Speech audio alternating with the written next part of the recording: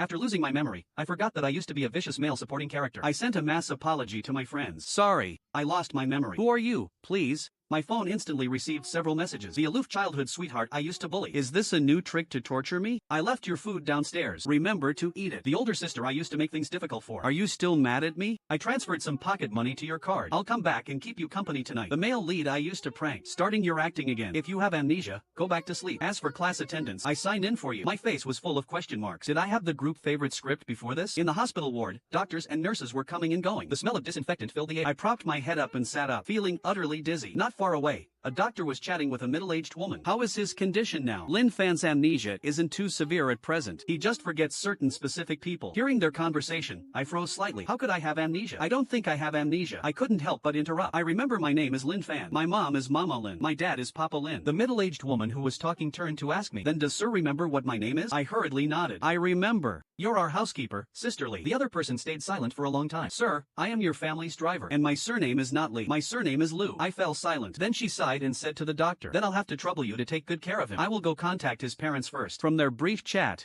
I learned that I accidentally fell down the stairs at the library. After falling into a coma, my classmates brought me to the hospital. Once they left the ward, I finally snapped out of it and scrolled through my phone. Among the pinned contacts, if it weren't for my parents whom I recognized, I would have suspected I picked up someone else's phone. The person saved as Cold Monster timely sent 2 messages. In 30 minutes, go downstairs and get the takeout yourself. I couldn't be bothered to find someone to deliver it to your door. I racked my brain but couldn't remember who this person was. I could only ask, are you buying me lunch? The other person replied quickly. However, every word seemed barred. Buying lunch for Mr. Lin is my duty. It's just that next time you come downstairs to pick up takeout, you could tell me in advance. Otherwise queuing for half an hour delays your dining time. You're quite polite, but now isn't the time to eat. I hurriedly replied, no need. I won't eat today. The other side went silent for a while. Although I couldn't see the face behind the screen, I felt as if they were slightly angry. Just because the breakfast I brought didn't suit your taste. You're throwing a tantrum again? I hastily explained. I lost my memory. The other person replied instantly. Is this a new method you've thought up to torture me? Am I that terrible? Afraid she wouldn't believe me, I took a photo for her. I'm really not lying. I'm still lying in a hospital bed right now. For a long time, there was no reply. She probably fainted from anger or simply couldn't be bothered with me. I scrolled through my chat history with her. This Cold Monster usually doubled as my errand runner to bring me food, sometimes also taking orders to tutor me and let me copy answers during exam. But my attitude towards her was truly unfriendly. My tone was arrogant and bossy. A wave of guilt washed over me. How could I speak to a classmate in such a tone? The hospital room door was suddenly pushed open. A girl rushed in hurriedly. She was wearing a simple red short-sleeved dress. Her cool and elegant bone structure was outstanding. Even the fingers holding the backpack and lunchbox were pale, slender, and long. I stared blankly for a moment. Some people, despite amnesia, haven't lost their lecherous nature. The standard for an ideal type hasn't changed either. I looked up at her and asked cautiously, who are you, please? Her body stiffened. She pursed her lips, lowered her eyes, and asked, you don't remember who I am? I frowned and thought hard. Are you the Cold Monster? Her expression was complicated. My name is Guan. Guan reached out wanting to check the injury on my forehead from falling down the stairs. Seeing me freeze, she stiffly lowered her hand, her tone cold. I'm not worried about you. I'm just afraid you bumped your head and would try to frame me for it later. A few short sentences painted a picture of my past selfish and willful self. My guilt deepened. Seeing me stay silent, she asked softly again, do you really not remember who I am? I answered honestly.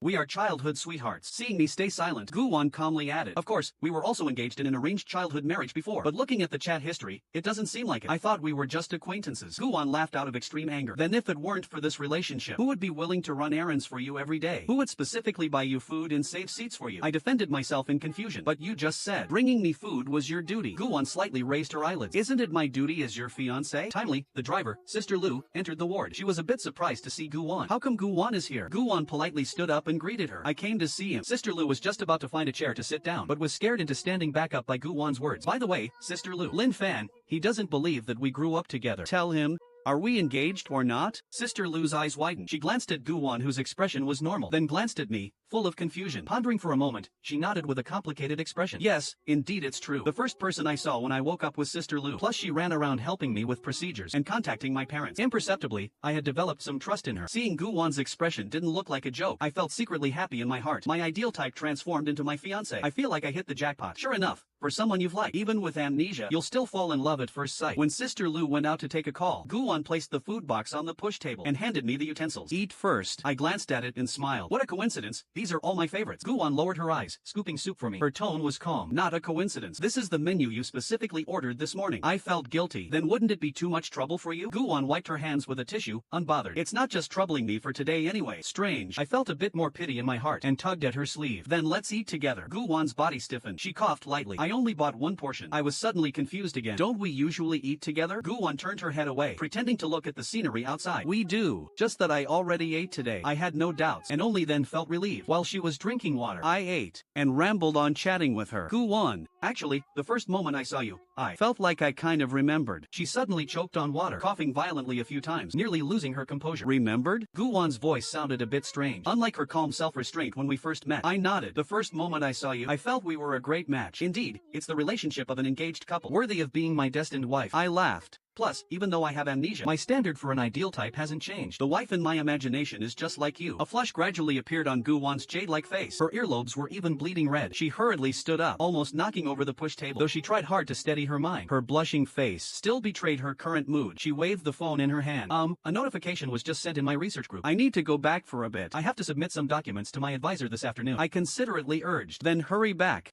I'm much better. I'll rest by myself this afternoon. I should be fine. Guwon nodded, softening her tone. I'll come see you later. She practically fled out of the hospital room. I couldn't help but sigh. Doing a master's degree nowadays is truly exhausting. A message from the advisor is like a death warrant. Sister Lu just happened to return from outside the room. Seeing only me left, she was a bit surprised. Guwon laughed. She said she'd come see me later. Sister Lu breathed a sigh of relief and discussed with me. The doctor means it's best to have a relative come to the hospital. Your mom is currently abroad and can't come back immediately. How about I contact your sister? I have a sister. Seeing my bewildered expression, Sister Lu wore a look as if she expected this. She took my phone, tapped the screen a bit, and handed it back. This is your sister. I looked down. A black cat avatar wearing sunglasses caught my eye. The other party's note/alias. Gold-hugging wishing machine. The daily conversations in the chat box were pitifully scarce. Almost all were transfer records from her, and if someone made me angry, she would help resolve it immediately. The speed was as fast as if I had bought a premium subscription. You probably don't remember. Yi Shuyao is your older sister, but not biologically. She's a child your mom adopted. She is 3 years older than you. In the past, she's taken great care of you. Sister Lu explained to me. I understood. I sent a message to her. She replied almost instantly, sending 50 question marks in a row. Although I didn't understand what she was surprised about, I honestly continued typing. Are you free right now? The gold-hugging wishing machine replied. I'm free. Who bullied you again? Send over their personal information. I'll go teach them a lesson. Do you need pocket money? I'll transfer it right away. Also, what did you just call me? Can you call me that again? What a strange sister. A strange request. But I fulfilled it anyway. Can you come to the hospital for a bit? She sent another row of question marks. Then immediately a voice call came through. I've always hated taking phone calls. Even after amnesia, this remained the same. So, I mercilessly clicked reject. Why didn't you answer the phone? What happened? You're a scammer, right? Give the or else I'll kill you. I was speechless. I don't want to answer the phone. It's me. I replied, I lost my memory. She sent another row of question marks, truly fitting the daily status of her avatar. Then do you still remember who I am? I got a bit annoyed. I know. Aren't you my sister? Yes. I'm your favorite sister. Don't add strange adjectives to yourself, okay? If you have time, can you come to the hospital? The doctor wants to see family. Gold-hugging wishing machine. Give me the address. While sending the location, I was afraid she'd worry. Don't worry. My condition isn't very serious. Sister will be right there. I comforted her not to rush. Sister Lu is accompanying me in the ward. Just now, my fiancé also came to see me. The other side went silent for a moment. Soon, another row of shocked question marks arrived. Who? Not long after, Yi Shuyao rushed over. She sat by my bed, her face full of emotion and expectation. So after amnesia, do you only remember me? Actually, I don't remember you either. I took out my phone and handed it to her, kindly explaining. Sister Lu told me that the person with this avatar is my sister. Yi Shuyao took the phone, glanced at it, her mouth twitching. Why did you call me gold-hugging wishing machine? I felt that everyone I met today seemed like they should be the ones hospitalized instead of me. If I knew, would it still be called amnesia? That makes sense. Although she looked unreliable, she was my only relative present. I tugged at her sleeve and whispered a request. Can I be discharged? I want to go home to stay. Yi Shuyao's heart softened completely. No problem. I'll go handle the procedures right away. She walked quickly to the door, then turned back and cleared her throat. By the way, Lin Fan, forgot to tell you one thing. I looked up suspiciously. Yi Shuyao took a deep breath and said seriously in a low voice, at home, you always called me sister. Half an hour later, I got into the car heading home. Beside me, Yi Shuyao kept asking, do you want a drink? Do you want some snacks? I shook my head and smiled. No thanks, sister. Then do you want to listen to music? Do you want to play games? I continued shaking my head. Yi Shuyao savored the title sister carefully and only then retracted her gaze with satisfaction. I looked through our chat history and raised a doubt. Why do I feel like our relationship wasn't very good before? Yi Shuyao reacted like a cat with puffed up fur. Who said that?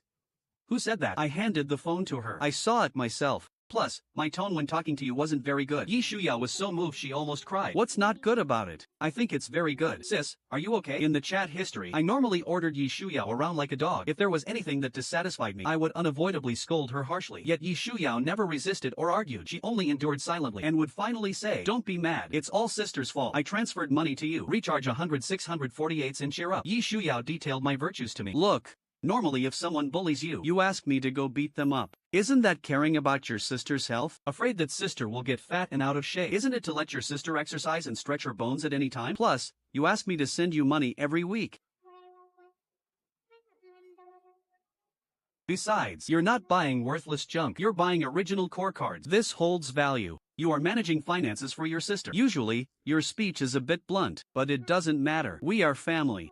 As the saying goes, the one who loves you the most says the most hurtful things. You love me the most. So I totally understand. I stayed silent. The car drove into a villa district. When I got out of the car, Yi Shuyao held a parasol for me. She suddenly asked, "Right, you mentioned before that your fiancé also came to see you." I said with a smile. She said her name is Guan. Do you know her? Yi Shuyao fell silent. After a long time, she gritted her teeth and said, "She's talking nonsense. If she says any sweet words, you absolutely must not believe her. This kind of person looks pure and harmless on the outside, but is actually rotten to the core. The best at deceiving people." As soon as she finished speaking, a sneer came from the front. "Are you introducing yourself?" My gaze shifted to a boy standing on the stairs. He had his arms crossed, looking at us with a half smile. I looked in confusion at Yi Shuyao beside me. "Didn't you say I only have one sister? Do I also have a brother?" Yi Shuyao hesitated for a moment. "He is Chen Zhe." When saying this, Yi Shuyao carefully observed my reaction. "He's Aunt Chen's son. His house is being renovated recently. Mom and Dad told him to stay at our house for a few days during the weekend." Earlier in the car, the driver's sister Lu mentioned, "We had a nanny who took care of us for over 20 years. That must be Aunt Chen." Seeing no reaction from me, Yi Shuyao whispered in my ear, "We don't need to pay attention to him. Let's go back to your room to rest first. Don't forget to take your medicine later." Hearing this, Chen Zhe raised an eyebrow slightly, but still carelessly stepped aside to make way for me. Until I walked up the stairs, I could still see Chen Zhe standing by the door downstairs. Noticing my gaze, he raised his eyelids and glanced at me. I smiled and waved at him. Chen Zhe froze for a moment. Early next morning, I received several consecutive video calls from my parents. My mom was sobbing through the screen. I coaxed and consoled her, and only after saying the doctor could come check my recovery at any time did they finally feel relieved. Just after hanging up, noise came from downstairs. I dragged my slippers and poked my head out to look down. Yi Shuyao and Gu Wan both looked displeased, while Chen Zhe on the side sat on the sofa leisurely watching TV. Yi Shuyao gritted her teeth, glaring angrily. "You actually took advantage of his amnesia to claim you're his fiancé. Have you no shame?" Gu Wan poured herself a glass of water, ignoring everyone else. "I wasn't wrong, was I? We are engaged." Yi Shuyao was so angry she wanted to punch her. "Do you call that an engagement? During the engagement, neither of you showed up. Obviously you two were like enemies before, fighting every time you met. You also hated her, always ordering her around using your status as her fiancé. Why don't you mention these things?" Gu Wan considerately corrected the mistakes in her words. "That's not true. Before high school, our relationship was quite good. You remembered it wrong. Is that the main point?" Yi Shuyao was about to faint from anger. "I've never seen someone as shameless as you." Chen Zhe, who had been watching from the sidelines for a long time, opened his mouth lazily. "You're making a fuss over nothing. I think you're quite shameless too." Chen Zhe yawned, and insisting on making people call you sister. "Even though at home, you don't even deserve a name. Hasn't your nickname always just been Hey?" Saying he clung to you the most at home. "I think the one who was a clinging leech before was you." Yi Shuyao then snapped back to her senses, laughing from extreme anger. "I was busy teaching Gu Wan a lesson and forgot about you. This is my house." "What kind of tone is that?" Chen Zhe carelessly looked up. "I know. If your mom hadn't asked me to stay, I wouldn't want to be here at all." The atmosphere between the three downstairs was tense. They were arguing so fiercely they forgot everything else. I hesitated for a moment and spoke up. "What are you guys talking about?" The three of them abruptly looked up at me on the second floor. Yi Shuyao was the first to react. She quickly forced a smile. "We were just chatting." I was somewhat speechless. "Isn't the tone of your chat a bit too fierce?" My gaze passed her and looked at Gu Wan behind her. "Why are you here too?" Gu Wan rightfully pushed Yi Shuyao aside and walked toward me, her tone much softer. "I came to take you back to school." Yi Shuyao grabbed her collar. "Who needs you to take him? Do you think I'm dead?" The two looked at me simultaneously, while my gaze landed on Chen Zhe, who was lowering his eyes drinking tea unconcernedly on the side. "You're here too. Are you studying at the university too?" As if not expecting the topic to return to him, Chen Zhe was drinking tea and suddenly choked. He forced calmness, wiped his mouth with a tissue, and looked up at me. "Yeah, what?" I smiled, eyes shining. "Then let me go back with you." Along the way, the number of times Chen Zhe spoke to me could be counted on one hand. Sister Lu, to ease the atmosphere, kept explaining his identity to me. Only then did I know. So Chen Zhe also used to come to my house to play when we were kids. Although he was the nanny's son, my parents loved him very much. He had been well-behaved and obedient since childhood. Unlike my personality, Sister Lu spoke fluently, gradually losing her misgivings. "You and Chen Zhe also grew up together. If there were conflicts later, just talk it out. Everyone is still good friends. I frowned slightly. Chenzei and I had conflicts? Two coughs came from the side. Chenzei changed the subject. He lowered his eyes to look at me, his voice cool and clear. Sister Lu said you have amnesia. You're not acting again, are you? Before I could speak, Sister Lu hurriedly took over. Of course not. Mr. Lin's hospital admission procedures were handled by me. Chenzei stopped talking. I saw him propping his head looking out the window, not knowing what he was thinking. I couldn't help but ask softly, Chenzei, before this, what kind of person was I? Chenzei didn't turn around, but his words were directed at me. Why don't you ask? Yi Shuyao and Guan? I held my cheeks and sighed heavily. The things they both told me are half true, half false, praising me to the skies. I don't believe them. Chenzei turned to look at me, casually listing my offenses. You were selfish, arrogant and domineering, willful and vicious. Whenever things slightly didn't go your way, you would throw a tantrum, like you were possessed. Chenzei's tone was calm. If I talk about you like this, do you believe it? I thought for a moment. This time the one stunned was him. I think you're very right. I used to be that kind of very bad person, I said guiltily and earnestly. I've read the chat history. The former me was not at all as good as those two said. Chenzei frowned slightly, opened his mouth but turned into silence. I asked him worriedly, then did I often bully Yi Shuyao? You often stayed at my house, you should know, right? Chenzei, having his arm pulled by me, was still a bit unaccustomed, but didn't pull his hand away. He just paused, supported his head with one hand and said casually, yes, Yi Shuyao was your #1 lackey. Whatever you wanted, she would give you. Even if you wanted the stars in the sky, she would even contact the Trisolarans. Since childhood, she spoiled you. But if she didn't handle things you assigned well, you would beat or scold her? I subconsciously swallowed, my voice trembling. Did I also hit her? The palms of my hands ached faintly, thinking of Yi Shuyao's doting smile during the day. I really wanted to punch myself. Chenzei glanced at me, his expression complicated. What are you thinking? Of course, it wasn't punching or kicking.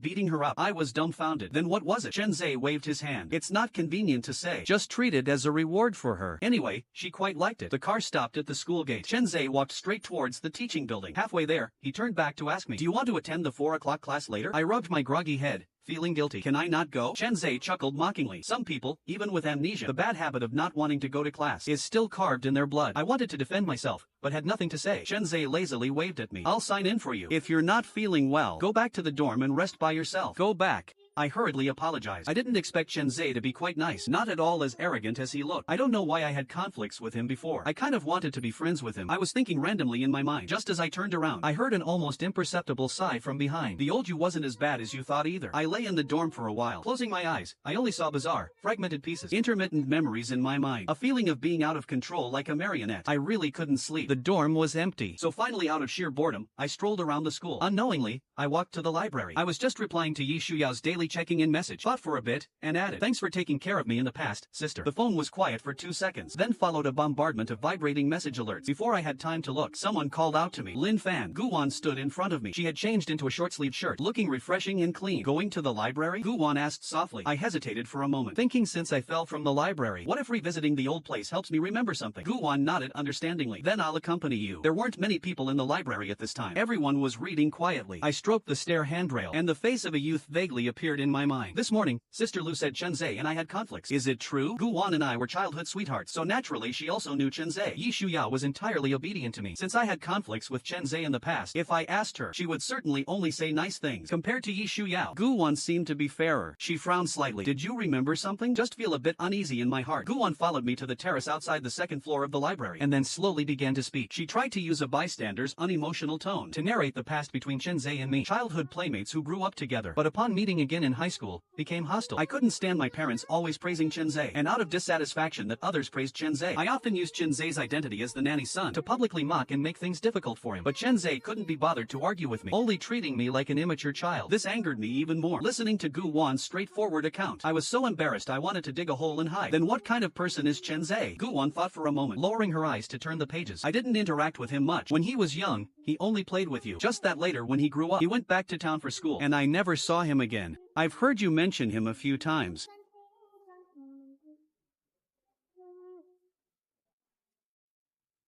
I didn't press further. She accompanied me sitting in the library. In the quiet atmosphere all around, the greenery outside was lush, like a thick green fog, filled with the courage of new life. I looked at Gu Wan's focused expression as she read, and couldn't help asking softly, when I was very bad before, did you ever hate me? From the short few days of contact, I always felt Gu Wan should actually be unlike her cold exterior. Guwon's hand turning the page paused. She was silent for a while. I can't say I hated you. I can only say I felt very surprised. I felt a bit embarrassed. Then I must have often bullied you too, right? Guwon chuckled lightly. If saying I often ran errands, brought food, saved seats, and let you copy homework, but making up an excuse to fiercely send me gifts I like, then that indeed counts as a different kind of bullying. I lowered my head and muttered softly, then what if I can never recover my memory? Just as I finished speaking, the top of my head was gently rubbed by someone. Guwon's palm was gentle. It doesn't really matter. Perhaps when you look back in the future, you'll find the current you is freer. Guwon dropped me off downstairs at the dorm. By this time, my phone was filled with messages from Yi Shuyao. Lin Fan, why are you suddenly saying this? Sister is so moved she's going to cry. You must stay away from Guwon. You didn't like her at all before. Once when you got drunk and talked nonsense, you said you didn't like her anymore, saying she would eventually like the male lead. We won't play with her, okay? Sister is going on a business trip to Country F tomorrow. What gift do you want? The moment the words male lead caught my eye, I suddenly felt a wave of dizziness in my brain. The back of my head tingled. My heart pounded like a drum. Timely, a mechanical voice sounded in my mind. Cold, piercing, yet familiar. Long time no see. Memories flooded my brain overwhelmingly. The forced binding to the vicious male supporting character identity. Being forced to complete scenes of fighting against Chenzhe. Even scenes of my body uncontrollably humiliating Guwon. Piece by piece, event by event. Like puzzle pieces fitting perfectly in my mind. Completing the assembly of my memories. The day I reunited with Chenzhe in high school, a system's voice appeared in my mind. It said this was a novel. Chenzhe was the male lead of the book. Guwon was the female lead. And I was merely the selfish, willful, vicious male supporting character. Chenzhe would eventually, step by step, from a nanny son, complete the glorious Dragon King transformation. He would snatch away my parents' approving gazes, snatch away my sister's care at home, and in the end, he would even snatch away my childhood sweetheart fiancé. The seed of jealousy took root and sprouted in my heart. As the young master of the Lin family, I was destined to fight him to the death. At first, I thought of resisting. I questioned the system why it had to make me such a person. The system's voice was just cold. This is your task as a novel character. There will only be one male lead in the book. If you don't fight, you'll always have to live at others' mercy. After the male lead awakens to his identity, he will also use every means to suppress you. After all, you aren't the male lead, yet you enjoyed the male lead's treatment. He won't be able to swallow this anger, manipulated by the system. I began my career as the vicious male supporting character. The system issued tasks to me, ordering me to make things difficult for Chenzhe. I could only publicly mock and satirize his cheap clothing, saying it was unpresentable. But after the task was completed, feeling guilty, I secretly shoved my newly bought clothes to Aunt Chen, only speaking vaguely that I didn't like wearing them anymore, and asked her to handle them. A week later, those suits appeared on Chenzhe. I stood in the shadows, looking at him under the sunlight, indeed like a shining prince. Does Chenzhe only look good in white suits? I thought so proudly in my heart, but tears silently slid from the corners of my eyes. The system said in the future Chenzhe would snatch my fiancé. I needed to get engaged to Guwon before that. So, again like a manipulated puppet, I forced my parents to arrange an engagement party. The system deliberately chose the day Guwon's grandfather was critically ill, saying only on this day could Guwon's feelings for me be seen. Guwon didn't come to the engagement party because of this. I didn't dare to show up either, afraid of seeing the disappointment and disgust in her eyes. I thought of many ways to make amends, but compared to my actions, it seemed truly laughable. I didn't want to live this kind of life anymore. I didn't want to become the person they all hated step by step. I proposed to terminate the task. What I got in return was the system's cold refusal. You are a male supporting character. You cannot end the task. So I lived in constant anxiety all day until I missed a step on the library stairs. When my body crashed heavily to the ground, there was only one thought in my mind. I actually felt a sense of relief that I could finally rest. Task cannot be terminated. Post. Your previous amnesia has already delayed the progress. Please restart. The system in my mind was still chattering away, urging me. Kneeling on the ground, I couldn't help but yell. I don't want to do tasks anymore. My head suddenly bumped into someone. The world became quiet at this moment. The system's voice in my mind abruptly stopped, as fast as if someone had pulled the plug. Chenzhe patted my back. All right, we won't do tasks anymore. I froze, then hurriedly pushed him away. The system had said before, if I was caught by him, if I have actions violating my character setting, I would be punished again. He grabbed my wrist and clumsily comforted me, saying in a low voice word by word, "It's okay.